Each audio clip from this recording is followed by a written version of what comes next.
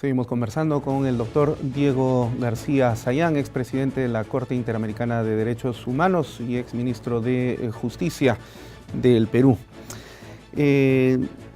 Hace unos días hemos leído en los medios de comunicación escritos que la Corte ha recomendado a los países que forman parte de la jurisdicción a aceptar la legalidad y validez de los matrimonios homosexuales. ¿Esto no es intrusión de la soberanía? Claro, ya dijimos de que la soberanía no puede ser absoluta, es una nueva forma de soberanía, pero sin embargo, si, como lo quisiera decir, por ejemplo, una persona que no lo tiene usted por santo de su devoción, y creo que viceversa, el cardenal Cipriani, si hiciéramos un referéndum en el Perú de cuántas personas estarían de acuerdo con aceptar el matrimonio homosexual, seguramente que ese referéndum sería siempre a favor del no matrimonio homosexual. Y entonces, Vox Populi, Vox Dei, es decir, es todavía una decisión colectiva. No es que seamos oclócratas, ¿no? No es que se quiera seguir el poder del tumulto, ¿no? En absoluto, pero justamente las decisiones soberanas provienen pues, del sentimiento popular. Y cuando la Corte recomienda, pero es una recomendación casi con un tono imperativo, de que hay que aceptar los matrimonios homosexuales, ¿esto no es entonces una intrusión de la soberanía, de las decisiones soberanas? Mira, varias cosas, ¿no? Primero, que un tribunal internacional tiene que guiarse por su norma básica, que en este caso es la Convención Americana de Derechos Humanos, y por los principios que a partir de ahí se han desarrollado, uno de los cuales, y fundamental, es el principio de no discriminación. El referente para un tribunal nacional o internacional para dictar una decisión no puede ser jamás cuál podría ser el resultado de un eventual referéndum. Porque el papel de un tribunal en un Estado democrático o en una sociedad globalizada democráticamente es mantener ciertos principios, protegerlos y desarrollarlos. Si es que en la década del 60, pensando en Estados Unidos y en la fase todavía de clímax de la discriminación racial contra la población afro-norteamericana, la Corte Suprema de los Estados Unidos hubiera hecho una encuesta sobre la igualdad entre los negros y los blancos, en esa encuesta perdían los negros, ¿no? Con seguridad. Entonces, la Corte Suprema de los Estados Unidos debió esperar a que pasaran otros 100 años para que ese principio, esos conceptos discriminatorios se diluyeran, o dio el paso que fue, en su contexto revolucionario, de decir, bueno, se acaba con esa discriminación y vinieron después 40 años tan espectaculares que terminaron con un presidente de origen afro-norteamericano. Cuando en Massachusetts permitieron el ingreso de estudiantes negros en una universidad de blancos. Así es. Entonces, de ninguna manera un tribunal en un Estado democrático, en una sociedad democrática, puede ponerse a la saga de lo que pueden ser percepciones que puedan ser esencialmente discriminatorias. Por supuesto, tiene que ser respetuoso de ese sentimiento nacional y no pretender que un principio que haya sido establecido en una sentencia como la que una decisión como la que acabas de mencionar, se implemente en toda la región de un día para otro. Eso sería contraproducente. Claro. Pero en todo caso, estos principios que están en esta opinión consultiva que fue solicitada por Costa Rica a la Corte, estaban ya establecidos por la Corte Interamericana en un caso de hace más o menos 5 años, el caso Atala Rifio contra Chile, que era el caso de una jueza homosexual cuyos derechos fueron afectados, y así lo determinó la Corte por una decisión de la Corte Suprema de Chile. Dos cosas interesantes de esa sentencia, de las derivaciones de esa sentencia de la Corte Interamericana en ese contexto. Primero, que en su parte sustantiva estableció un principio que ha sido desarrollado ahora por esta decisión, que es como uno de los elementos básicos del principio de no discriminación.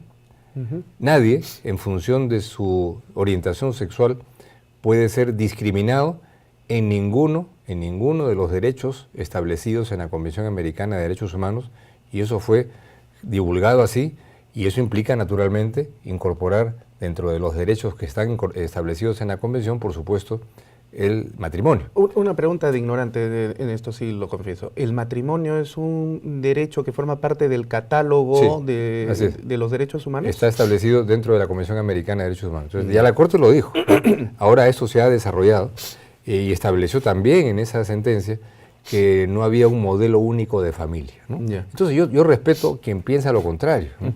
Y pueda que mucha gente piense lo contrario, y lo hacen en muchos casos en base a una concepción religiosa que yo respeto también, y que no hace que un homosexual que tiene esa concepción religiosa tenga que casarse, ¿no? Claro. Simplemente es un derecho que está establecido, del cual una persona no podría y no debería de ser privada, como ya no lo es en una treintena de países en el mundo. Y otro aspecto interesante, en esta sentencia la Corte estableció algo bastante arriesgado, que hasta donde recuerdo nunca se había hecho. La de Atala Rifo, quiere decir. Sí, la de Atala Rifo, que en la medida en que esta violación había sido condensada al final por una sentencia de la Corte Suprema de Chile que había, a través de la cual se había privado de la patria, de la custodia de sus hijas a esta señora, presumiendo que por ser homosexual le estaba dando una mala educación a sus hijas. Y la Corte analizó la sentencia, no había un solo elemento fáctico, ningún peritaje, nada que alimentara esa percepción de la mala educación supuesta. Y en consecuencia la Corte dispuso algo arriesgado, que al ser la autora de la violación, la Corte Suprema de Chile, la Corte tenía que expresarle sus disculpas y pedido de perdón a la jueza. Bueno, esta Corte Suprema, que es vista como una de las cortes más conservadoras de América Latina, pero cumplidora de las normas y de sus obligaciones jurídicas, hizo ese acto de reconciliación y ese pedido de perdón para que nunca más una sentencia de la Corte pudiera discriminar a alguien por su orientación sexual. Entonces, respondiendo a tu pregunta, yo diría que aquí se dice lo que está en la Convención, que es el principio de no discriminación, se desarrolla, y eso primero que no obliga a nadie que no crea que está de acuerdo con eso a guiarse por esa conducta a nivel personal, por supuesto. Pero naturalmente establece un principio que a la corta o a la larga se va a extender, porque el principio de no discriminación hoy día en la democracia global es un principio que va avanzando y no va retrocediendo. Claro.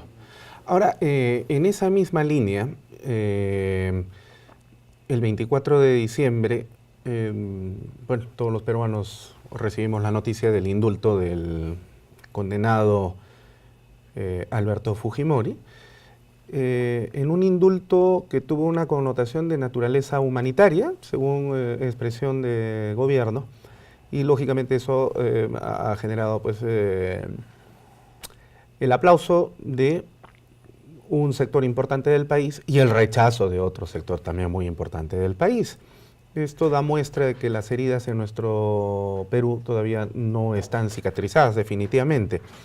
Se han encendido nuevamente las pasiones y los ánimos. Han habido marchas importantes la semana pasada, marchas y contramarchas en un corsi e ricorsi, como dirían los italianos. Pero el hecho es que esto suena dentro y fuera del país. Y la Corte, así como se ha pronunciado en este tema al que referíamos, de recomendar a los países que acepten la validez y la legalidad de los matrimonios homosexuales, ahora ha vuelto a hacer expresión nuevamente de su presencia a propósito del indulto aquí en el Perú, y ha pedido la remisión de toda la documentación para hacer el análisis correspondiente.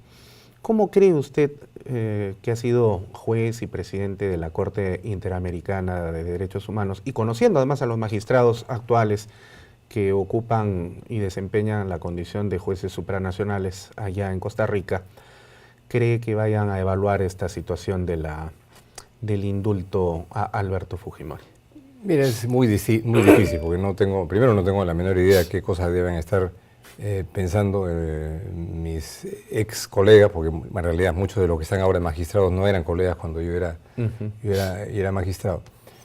Pero indudablemente estamos, digamos, como procedimiento, más allá de los detalles que no viene al caso de explicar ahora, en el telón de fondo es otra vez el control de la convencionalidad. Es decir, si hay o no hay una inadecuación de esta medida de indulto humanitario y el derecho de gracia, que es la otra patita de, de esta resolución, si hay o no alguna incompatibilidad con la Convención Americana de Derechos Humanos a la luz de la jurisprudencia de la Corte Interamericana. ¿Cuál es el contexto? ¿Qué cantidad de sentencias ha dictado la Corte referido a indultos humanitarios? Ninguna. Porque no hay antecedentes. No hay antecedentes directos y explícitos, lo que no quiere decir que la Corte no tenga que resolver, porque si no ha tenido es porque no se le ha presentado el caso, ¿no? Claro. Un tribunal no selecciona los temas que más le interesan, sino resuelve en función de las materias que se le presentan. De manera que no haya un precedente no quiere decir que no deba resolver, es su obligación resolver y hacerlo en base a su propia jurisprudencia. Hay una referencia en un caso colombiano contraria en términos absolutos a las amnistías y a los indultos, pero que no sería un caso que ese era el tema central de esa decisión. Que además tiene otra naturaleza, porque ella se está hablando de una justicia transicional de otro tipo, ¿no es cierto? Esto fue hace varios años. Hace varios años. Entonces, sin aventurarme a especular sobre cómo va a resolver la Corte, yo simplemente suelto dos elementos de antecedentes de jurisprudencia sobre un concepto directamente conectado. En el año 2012, cuando la Corte estaba como está ahora, supervisando el cumplimiento de la resolución de la sentencia sobre Barrios Altos del año 2001, la Corte, el tribunal es el que se encarga de supervisar el cumplimiento de sus propias sentencias, estableció que violaba la Convención el otorgamiento indebido de impedimentos al pleno cumplimiento de la pena. Eso a la luz de que en el año 2012 hubo una movida en la Corte Suprema para modificar la conceptualización de lesa humanidad que había recibido como apellido, digamos, la sentencia por la que fue condenado Alberto Fujimori unos años antes, ¿no?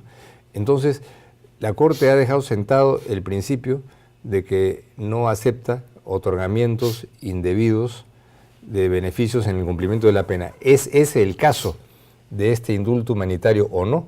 Eso lo tendrá que analizar y decidir la Corte, que entiendo que ya ha solicitado que se le remita el expediente completo en el que sustentó el indulto. Y el otro aspecto, la otra patita de esta resolución suprema, que es la gracia presidencial por el caso Pati Vilca, es algo que la Corte probablemente analice también con un criterio parecido, que tiene que ver con el cumplimiento de una disposición, de una sentencia de la Corte por la cual tenía que juzgarse todos los hechos que estaban protegidos por la ley de amnistía, o llamada así como por la propia Corte de autoamnistía de 1995. Entonces, habrá que ver, ¿no? Porque digamos, la Corte tendrá que escuchar al Estado, tendrá que escuchar a los representantes de las víctimas y a la Comisión Interamericana de Derechos Humanos, que es otra cosa distinta, autónoma, diferente de la Corte Interamericana, y sobre la base tendrá que resolver. Y lo que resuelva la Corte tiene que ser cumplido porque el Estado peruano así se ha comprometido, así lo dice el tratado, así lo dice la Constitución, o sea, de manera que cumplir la Constitución es cumplir lo que la Corte disponga. Pacta sunt servanda. Para eso están los tratados. Y si un país empieza a decir yo no cumplo porque no estoy de acuerdo, porque no me gusta, se sumaría a lo que se hizo en el Perú durante la década del 90 cuando era presidente Fujimori, o a Maduro más recientemente, y yo estoy esperanzado y convencido de que esa no es la conducta que adoptarán las autoridades gubernamentales, cuando vemos además que el aparato de Estado, a través de sus más altos dignatarios, como el presidente del Tribunal Constitucional, el presidente del Poder Judicial y el defensor del pueblo, todos al unísono dicen lo lógico, porque lo dice la Constitución, que una decisión de la Corte Interamericana tiene que cumplirse. Así es. Ahora, el tema se vuelve complejo por, a nuestro modo de ver, por dos razones fundamentales. Primero, porque, como usted ha referido, la sentencia condenatoria de Alberto Fujimori en el caso Barrios Altos y La Cantuta fue por delitos de asesinato y secuestro, ¿verdad? Pero no podía ser por delitos de lesa humanidad, porque en el Perú no existe en el código, claro, ni en la ley. No está tipificado en el código. Exacto. Entonces, y usted lo dice bien, es el apellido que se le dio a la sentencia. Pero el apellido, y esto por supuesto resulta pues polémico y es materia de análisis ideológico del derecho, ¿no? Y particularmente del derecho penal, que podría estar contradiciendo lo que establece el principio de legalidad, que señala que no hay pena, no hay crimen sin ley previa. Si no hay ley previa, entonces no podría haber una condena por algo que no existía en el momento en el que se cometió. Claro que esto es debatible desde el ámbito del control de la convencionalidad y desde el ámbito de los derechos humanos, por eso es que la cosa se pone también compleja. Y por el otro lado, la otra patita a la que hace usted referencia, que es la que tiene que ver con la gracia presidencial. Hemos escuchado nosotros algunas argumentaciones. Creo que una de las más lúcidas ha sido la del exdirector general de Derechos Humanos que acaba de renunciar al Ministerio de Justicia, Roger Rodríguez Santander, señalando de que el procedimiento pues definitivamente ha contravenido todas las disposiciones de los reglamentos internos de la Comisión de Gracia Presidencial. Y sin embargo, hemos escuchado también algunos constitucionalistas, que no son poca cosa y que tienen autoridad jurídica para poder expresarse, señalando que la gracia presidencial es un rezago virreinal, ¿no? Y por lo tanto, entonces, al encontrarse dentro de la Constitución, pues se aplica hasta inclusive sin necesidad de fundamentación y justificación que pueda dar un reglamento que en la pirámide de Kelsen está muy por debajo de la Constitución. Entonces, esta argumentación tiene, bueno, cierta solidez lógica. No le digo que es la correcta, porque en derecho no hay nada que sea verdadero ni falso, pero sujeto a la polémica.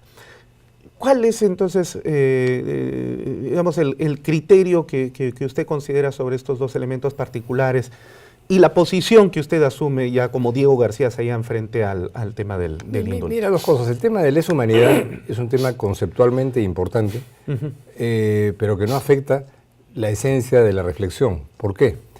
Porque lo que dice la sentencia condenatoria de Fujimora se refiere a lesa humanidad como la conceptualización que le da el derecho, que le daría el derecho internacional a esto, que es la concepción que también maneja la Corte Interamericana. Pero la Corte podría no haber dicho lesa humanidad, pero lo que sí repetidamente ha dicho en todas sus sentencias es algo que casa perfectamente con la sentencia condenatoria, es que tiene que haber un régimen muy riguroso para asegurar la investigación y sanción de las graves violaciones de derechos humanos. Correcto. Que para la conceptualización pueden ser lesa humanidad, pero ese concepto es suficiente y tiene que ver con las convenciones de tortura, ejecuciones extrajudiciales, desapariciones forzadas. Que han sucedido realmente. Que han sucedido, que son parte de la materia condenatoria de esa sentencia. De manera que es una discusión académicamente muy interesante, pero jurisdiccionalmente, no cambia la esencia de las cosas, porque llamémoslo lesa humanidad o graves violaciones de derechos humanos, la consecuencia jurídica es la misma. Ya. Entonces, ese aspecto me parece clarísimo. El otro es el del procedimiento interno, si se siguió lo que se debió seguir o no. Eso habrá que ver qué cosa dice ese expediente que el Ministerio de Justicia no ha entregado a la Defensoría del Pueblo, pero que según parece lo entregará a la Corte Interamericana de Derechos Humanos.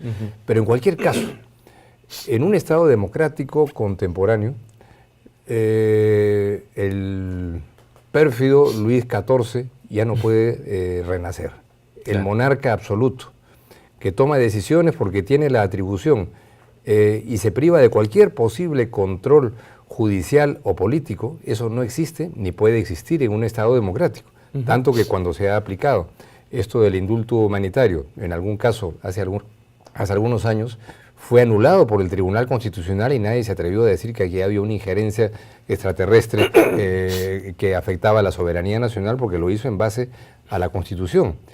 Y lo que es el ejercicio de la gracia presidencial, en este caso, los procesalistas penales, la mayoría abrumadora que han expresado su punto de vista sobre esto, establecen que no se cumple con el requisito que está en la Constitución, en el artículo 118, sobre el plazo de la instrucción, que es el plazo razonable, el tiempo para poder aplicar la gracia presidencial, que es una cosa que tendrá que determinarse ya con la participación de penalistas. Correcto. Doctor, lo más tirano aquí en la televisión, ya usted lo sabe, que es la única tiranía a la que hay que resignarse. Así es el tiempo. Bueno, realmente ha sido un honor y un placer conversar con usted. Muchas gracias por la invitación. Esperamos tener nuevamente su presencia para seguir conversando de estos importantes temas. Así será, muy bien. Bueno, de esta manera llegamos entonces a la parte final de Referente Jurídico en nombre del doctor Gonzalo Chávarri Vallejos, fiscal supremo del Ministerio Público y presidente del Consejo Directivo de la Academia de la Magistratura. Les agradecemos por vuestra cordial sintonía. Y por supuesto, como siempre, nuestra gratitud también a JNE TV por permitirnos llegar hasta vuestras pantallas. Con ustedes será hasta la siguiente edición de Referente Jurídico. Permiso.